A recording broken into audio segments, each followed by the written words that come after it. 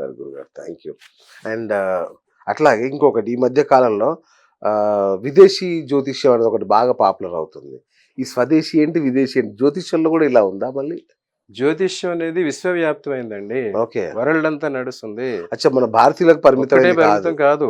భారతదేశంలో దీనికి ఎక్కువగా పరిశోధించారు. అందరూ పరిశోధించారు. ఈజిప్ట్ నుంచి, రోమన్ నుంచి వచ్చింది ఇది. యవనాచారులు అంటారు వాళ్ళని. ఓకే. విశ్వవ్యాప్తంగా ఉన్నది ఈ జ్యోతిష్యం. అసలు జీసస్ క్రీస్తు పుడతాడని చెప్పిందే జ్యోతిష్కులు. ఆ రోజు గ్రహాల కాంబినేషన్, పర్టికులర్ గ్రహాల కాంబినేషన్ వచ్చింది. ఈ రోజు పుట్టినవాడు ప్రపంచాన్నంతా ఏలే రాజు అయినా అవుతాడు, చక్రవర్తి అవుతాడు, లేదా ప్రపంచాన్ని శాసించే మతాధికారి అయినా అవుతాడు అని చెప్పారు. అట్లాగే గౌతమ్ బుద్ధుడు పుట్టినప్పుడు కూడా కాంబినేషన్ చూసి వాళ్ళు అదే చెప్పారు. ఈ రోజు పుట్టినతను ప్రపంచాన్నంతా పాలించే చక్రవర్తి అవుతాడు, లేదా సన్యాసి అన్న అవుతాడు అని. ఈ రెండింటి విషయాలు తెలిసింది కదా, అది చెప్పేది జ్యోతిషం. So everything will go on according to the stars, అది తెలుసుకుంటారు. ఇంక వచ్చేసరికి ఏం జరిగిందంటే ప్రపంచవ్యాప్తంగా 3 రకాల కండిషన్స్ ఉన్నాయి. వెస్టర్న్ కంట్రీస్లో చలి ఎక్కువ.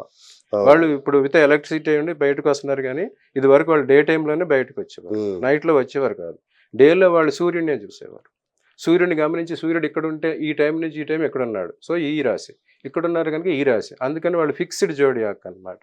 ఈ జాతి ప్రకారం మీకే ఉంటుంది, జూన్ 15 నుంచి జూలై వరకు ఈ రాశి అని ఉంటుంది అనమాట. పుట్టినవారు ఈ రాశిలోకి వస్తారని చెప్తారు. సో వాళ్ళు సూర్యుడిని చూసి ఇది రోజులు గణించడం అని నేర్చుకున్నారు. ఆ రకంగా వాళ్ళు సూర్యుడు ఫాలో అయ్యారు. ఇంకా అరబిక్ కంట్రీస్లో, ఎడారి కంట్రీస్లో మార్నింగ్ డే అంతా ఎండలో వారు బయటికి రారు, నైట్లోనే బయటకు వచ్చారు, చంద్రుడిని చూశారు. చంద్రుడి ప్రకారం వాళ్ళు గణించడం లెక్క పెట్టుకున్నారు. మన ఇండియాకు వచ్చేసరికి అన్నీ ఉన్నాయి. సమశీతోష్ణ దేశం కనుక చలికాలం, ఎండాకాలం, వానాకాలం అన్నీ ఉన్నాయి. మన వాళ్ళు ఇంకా ముందుకెళ్ళి నక్షత్రాలను కూడా గమనించి ఏ నక్షత్రానికి ఏంటి అనేది కూడా గమనించి దాని ప్రకారం రిజిస్టర్ చేశారు. సో ఈ 3 రకాల పరిస్థితులు అందరూ ఫాలో అవుతున్నారు. ఇప్పుడు మన ఇండియాకు వచ్చేసరికి వేదిక్ ఆస్ట్రాలజీ ఎక్కువ అనమాట. వేదిక్ ఆస్ట్రాలజీ అందరికీ చెప్పినట్టు జ్యోతిష్యం అనేది వేదాంగాల్లో ఒక భాగం. ఇది చక్షు అంటారు, భగవంతుడి చక్షు కళ్ళు. జ్యోతిష్యం అంటే జ్యోతి, కానీ కనిపించింది చీకట్లోంచి వెలుగుని చూపించేది జ్యోతిష్యం. సో అది తెలుసుకుని వెళ్ళే వారికి ఇది ఉపయోగిస్తుంది. ఇది మేము చెప్తున్నప్పుడు మనం ఎక్కడికన్నా వెళ్ళాలంటే, తెలియని ప్రదేశానికి వెళ్ళాలంటే మనం గూగుల్ మ్యాప్ చూసుకుని వెళ్తున్నాం. ఆ గూగుల్ మ్యాప్ మనకు గైడ్ చేస్తూ ఉంటుంది. అట్లాగే జ్యోతిష్యం కూడా గూగుల్ మ్యాప్. ప్రజెంట్ కండిషన్లో చెప్పాలంటే దట్ ఈస్ గూగుల్ మ్యాప్. అది చూసుకుని వెళ్ళామంటే మన ప్రయాణం సాఫీగా సాగుద్ది, లేదా ఆగిపోద్ది. ఇంక వచ్చేసరికి ఏం జరిగింది, మన ఇండియన్ వేదిక్ ఆస్ట్రాలజీలో రాశి ఫలాలు, నక్షత్రాలు, లగ్నాలు ఈ 3 మెయిన్ పార్ట్ వహిస్తాయి అన్నమాట. ఇప్పుడు వెస్టర్న్ దానిలో ఏం చేస్తారంటే సన్ సైన్ చూసుకుంటారు వాళ్ళు, తర్వాత మూన్ సైన్ కూడా వచ్చారు, తర్వాత ఇప్పుడు అసెండెంట్ అని రైజింగ్ లగ్నం కూడా వచ్చారు, ఇప్పుడు స్టార్ కూడా వచ్చారు. అందులో చాలా పెద్ద పెద్ద లిండా గుడ్మన్ అటువంటి చాలా మంది ఉన్నారు. అట్లాగే డేవిడ్ ఫ్రాలీ అండ్ డేన్ రుడియార్డ్ వాళ్ళు వెస్టర్నర్స్, వాళ్ళు ఇండియా వచ్చారు. ఇండియా వచ్చి సంస్కృతం నేర్చుకున్నారు, జ్యోతిష్యం నేర్చుకున్నారు. వెళ్ళి వాళ్ళు మళ్ళీ జ్యోతిష్యం బుక్స్ రాశారు. ఆయన అయితే పేరు కూడా మార్చుకున్నాడు. ఇంకోటి వంగబాబా అని ఒకరు ఉంటారు, అందురాలు, తను లేడీ అనుకుంటా. అవును, తను అందురాలు అయి ఉండి కూడా అన్ని అద్భుతమైన ప్రిడిక్షన్ చెప్తా ఉంటారు. అది ఏంటి అసలు? అది కొంతమందికి అతీంద్రియ శక్తులు ఉంటాయండి. ఓహో, అది నిజమేనా సార్? అది ఏంటంటే అష్టసిద్ధులు, నవనిధులు అని విన్నారు కదా, అష్టసిద్ధులు ఉంటాయి అందులో. అణిమ, మహిమ, పటిమ, గరిమ, వసిత్వం, ఈశిత్వం, ప్రాకామ్యం అని ఉంటాయి. అందులో వాళ్ళు ఎవరంటే పూర్వజన్మలో మహాయోగులు చేసి ఏదో కొంత యోగ భ్రంశం ఏదో జరిగి మళ్ళీ కిందకు వచ్చి వాళ్ళు చెప్తా ఉంటారు.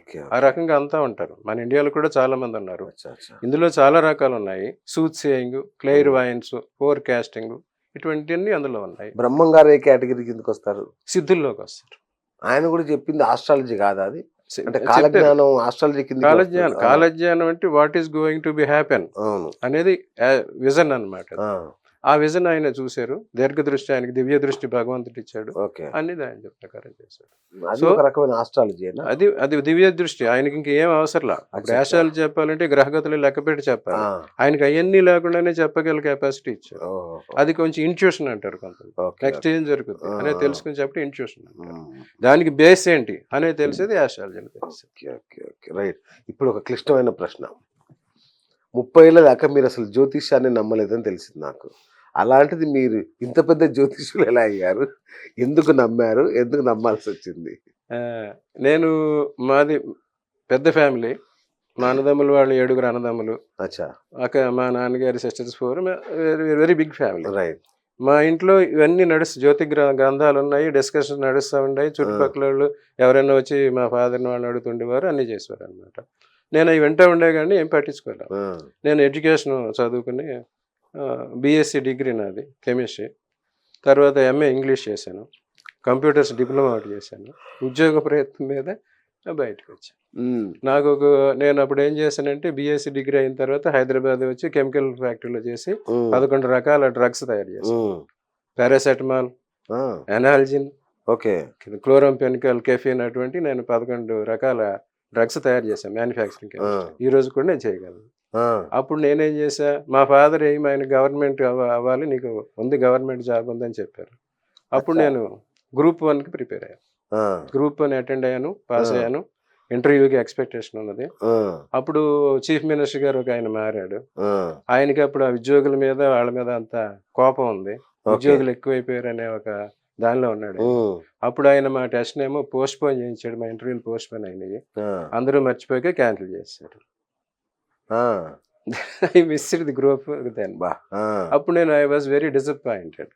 నేను అంత ఎఫర్ట్ పెట్టాను నా కెమిస్ట్రీ బ్యాక్గ్రౌండ్ తోటి, ఇది వేసి ఇది రావాలా, కానీ ఎందుకు రాలేదు? Sodium plus chloride give sodium chloride, that is ఉప్పు ప్లస్ H2O. సో ఇది చదివితే ఇది రావాలి, ఇది చదివి వచ్చింది, కానీ నాకు ఎందుకు రాలేదు అన్న క్వశ్చన్ నన్ను వెంటాడింది. అప్పుడు మా చిన్నాన్నలో ఒక ఆయన ఉన్నాడు, ఆయన చెప్పాడు, ఆయన జాతకం చూసి నీ దశమ భావంలో చంద్రుడు ఉన్నాడు, నువ్వు 4-5 రకాల వృత్తులు చేస్తావు, ఒకటే వృత్తిలో ఉండవు అని చెప్పాడు. అప్పుడు నాన్నగారు నీకు యోగా ఉందన్నారు కదా, ఎందుకు రాలేదు? ఉన్నది. అది ఎలా వచ్చింది? కెమిస్ట్రీ ఉద్యోగం అయిపోయిన తర్వాత నేను వేరే పబ్లిక్ సెక్టర్ కంపెనీలో ఉద్యోగం జూనియర్ మేనేజర్ వచ్చింది. నేను అనుకున్న రాలేదు. సో అందులో పడి ఒక 25 years దానిలోనే కొట్టుకుని చివరి VRS ఇచ్చి బయటకు వచ్చేసా. తర్వాత కొన్ని బిజినెస్లు చేసా. కానీ ఈ 30 years నుంచి అప్పటి నుంచి నాకు యాస్ట్రాలజీలోకి వచ్చి మా ఇంట్లోనే బుక్స్ అన్ని తీసుకుని ఏది ఎందుకు జరుగుతుందో అనలైజ్ చేసుకోవటం మొదలుపెట్టా. అది మా వరకు చూసుకున్నాము, అందరికీ చెప్పాము, అట్లా చెప్పుకుంటూ వచ్చి చివరికి ఇక్కడికి వచ్చాను. ఇలా ఉన్న పరిస్థితిలో నా మిత్రుడే ఒక ఆయన వాళ్ళ అబ్బాయి కోసం US పంపించాలి దానికి అడిగితే ఆయనకి చెప్పాను, మీరు డిఫికల్ట్ కష్టం పంపిస్తారు, కానీ you have to face any trouble అని చెప్పాను. అలాగే ఆయన పంపించాడు. పంపించిన తర్వాత ఆయన నన్ను పిలిచాడు. ఆయన ఒక మీడియాలో మార్కెటింగ్ మేనేజర్, ఒక యూట్యూబ్ ఛానల్.